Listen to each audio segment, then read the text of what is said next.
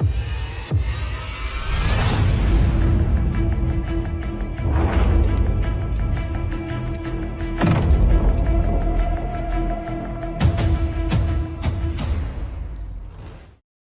deh Anda bayangin pendapatan rutin yang biasanya masuk 3 bulan sekali, tiba-tiba dijanjikan bakal cair setiap bulan. Pasti langsung mengubah cara kita ngatur keuangan kan? Betul banget. Nah, ini dia. Janji besar yang lagi disiapkan buat para guru di seluruh Indonesia di tahun 2026. Selamat datang kembali. Hari ini kita mau kupas tuntas sebuah reformasi besar, yaitu tunjangan profesi guru atau TPG yang bakal cair bulanan. Benar. Dan yang menarik ya, dari semua sumber yang kita kumpulin, ada satu benang merah yang kuat banget. Perubahan jadwal ini bukan cuma soal mindahin tanggal transfer, Oh, bukan itu ya intinya? bukan. Ini bakal jadi semacam stress test atau ujian terbesar yang pernah dihadapi sistem administrasi pendidikan kita. Serius, dan kita akan lihat kenapa sepanjang pembahasan ini. Stress test untuk birokrasi ya. Wah, kedengarannya serius. Oke, yuk kita bedah bareng-bareng. Apa sih yang sebenarnya terjadi, terus peta jalannya gimana, dan yang paling penting, apa artinya ini buat para guru? Sip. Oke, kita mulai dari yang paling dasar dulu. Jadi kebijakan utamanya kan sederhana ya. TPG yang buat guru non-ASN itu sekitar 2 juta rupiah, dan buat guru ASN setara gaji pokok, nah itu akan diusahakan cair setiap bulan mulai 2026. Betul, dan ini bukan wacana lagi, ini komitmen serius. Sumber kita bahkan mengutip langsung pernyataan Mendikdasmen, Pak Abdul Mu'ti, bulan November 2025 lalu. Oh, ada kutipannya ya? Ada. Beliau bilang, tahun depan kita usahakan ditransfer tiap bulan. Kata diusahakan itu penting banget. Kenapa tuh? Itu menunjukkan kalau tantangannya besar. Ini bukan sesuatu yang, semudah membalikkan telapak tangan. Gila sih, kalau cuma ubah tanggal transfer aja kayaknya nggak perlu sampai menteri yang ngomong ya. Artinya ada mesin raksasa di belakang yang harus dirombak total. Tepat. Gini deh, bayangin aja sistem triwulanan yang sekarang, itu ibaratnya mesin diesel tua, Mesin diesel tua, oke? lambat tapi toleransinya tinggi. Kalau ada data salah di bulan pertama, masih ada waktu 2 bulan buat benerin sebelum cair. Nah, sistem bulanan yang baru ini nuntut mesin jet. Wah, jauh banget perbandingannya. Dari mesin diesel ke mesin jet. Harus presisi, super cepat, dan nggak ada ruang buat kesalahan sedikit pun. Setiap data untuk jutaan guru harus benar, setiap bulan. Dan kalau mesin jet itu ada satu komponen kecil aja yang macet, akibatnya bisa fatal kan? Ini yang Anda maksud stress test tadi? Itu dia intinya. Presisi data dan disiplin administrasi di semua level. Mulai dari operator sekolah di desa, dinas pendidikan kabupaten, sampai pusat. Semuanya dituntut sempurna. Tiap bulan. Ini lompatan besar banget dalam tata kelola birokrasi kita. Kedengerannya ideal banget ya. Para guru pasti senang dong dapat kepastian finansial bulanan. Tapi saya jadi curiga nih, kalau sebagus itu pasti ada tapinya kan? Hahaha, selalu ada. Kenapa sih harus ada pilot project segala? Kenapa nggak langsung serentak aja buat semua guru di Indonesia? Nah, ini dia pertanyaan kuncinya. Pemerintah itu sadar betul risikonya. Ibaratnya, ini seperti mengganti mesin pesawat di tengah penerbangan. Wow, Kalau sampai gagal dalam skala nasional, wah gejolak sosialnya bisa luar biasa. Makanya mereka bikin peta jalan yang sangat hati-hati. Ini murni manajemen risiko. oke, coba kita lihat peta jalannya. Sumber kita kan detail banget soal ini. Jadi, langkah pertama itu Januari 2026. Ada uji coba atau pilot project dulu di beberapa daerah terpilih. Betul. Semacam tes di laboratorium kecil dulu lah. Di sini mereka bakal menguji mesin jet barunya dalam skala terbatas. Dan yang diuji bukan cuma uangnya sampai atau enggak kan? Jauh lebih dalam dari itu. Mereka bakal pantau 3 hal. Pertama, seberapa cepat data dari sekolah bisa sinkron ke pusat. Kedua, nominalnya akurat nggak? Jangan sampai salah hitung. Dan ketiga, ini yang paling penting. Masalah apa aja yang muncul di lapangan yang nggak kepikiran di atas kertas. Oke, terus langkah kedua, Februari 2026. Ini menarik nih. Validasi data di Info GTK dibuka lebih awal buat seluruh Indonesia, jadi meskipun yang dibayar bulanan baru daerah percontohan, semua guru udah disuruh siap-siap. Persis.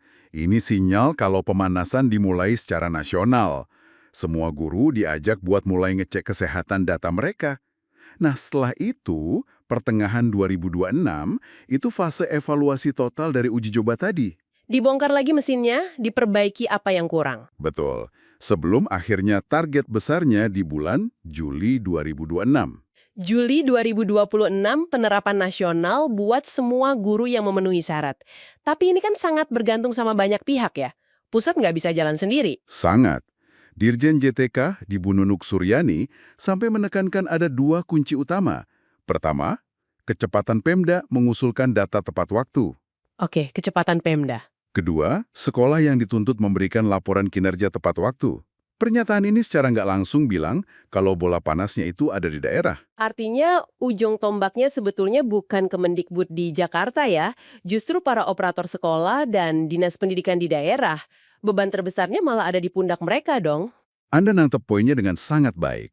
Pendekatan bertahap ini pada dasarnya cara pusat untuk melatih dan memastikan semua pemain di daerah itu siap sebelum pertandingan sesungguhnya dimulai. Baik, sekarang kita pindah ke kacamata guru. Bagi seorang guru, di mana nih mereka bisa lihat langsung dampaknya? Apa yang harus mereka lakukan? Jawabannya kayaknya semua ada di satu platform bernama Info GTK ya. Benar sekali. Info GTK ini bukan lagi sekedar papan pengumuman digital. Anggap aja ini kayak aplikasi mobile banking khusus buat para guru. Oh, oke. Mobile banking untuk guru. Di tahun 2026, platform ini dirombak total. Jadi pusat komando buat setiap guru untuk memantau hak mereka. Sumber kita bilang tampilannya lebih segar, rapi, dan mudah dipahami. Tapi ini bukan cuma ganti baju doang kan? Jauh lebih dari itu, ini pembaruan fungsional yang krusial banget. Ada 3 fitur utama yang benar-benar mengubah permainan. Apa aja tuh? Pertama, monitoring SKTP atau surat keputusan tunjangan profesi itu dibikin jauh lebih transparan. Guru bisa lihat status suratnya udah sampai mana prosesnya. Oke, itu bagus. Tapi pasti ada fitur yang paling ditunggu-tunggu kan? Tentu saja. Fitur intinya adalah progres salur TPG per bulan. Ini semacam dashboard di mana guru bisa lacak status tunjangannya secara real time. Setiap bulan? Setiap bulan. Datanya valid atau belum. Sudah diusulkan Pemda atau belum, sudah diproses pusat, atau bahkan sudah ditransfer. Lengkap. Wow, jadi guru bisa ngelacak tunjangannya kayak kita ngelacak pesanan paket dong. Analoginya pas banget. Ini revolusioner loh. Selama ini kan kesannya kayak kotak hitam, uangnya di mana nggak tahu, tahu-tahu masuk rekening aja. Itu juga kalau lancar ya. Betul. Dan fitur ketiga inilah yang jadi jantung dari sistem anti macetnya. Validasi data yang lebih detail dengan notifikasi hijau atau merah. Hijau atau merah? Maksudnya gimana tuh? Jadi guru nggak lagi pasif nunggu nasib.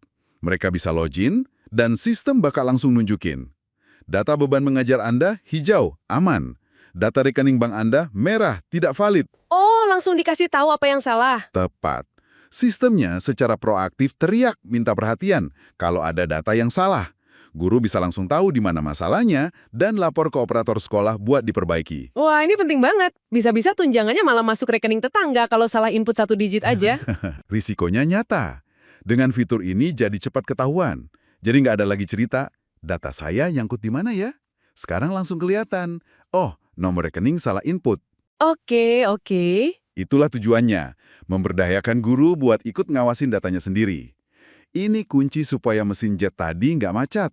Makanya ada imbauan keras dari admin GTK supaya sekolah-sekolah mulai melengkapi data di Dapodik secara akurat sejak 15 Januari 2026.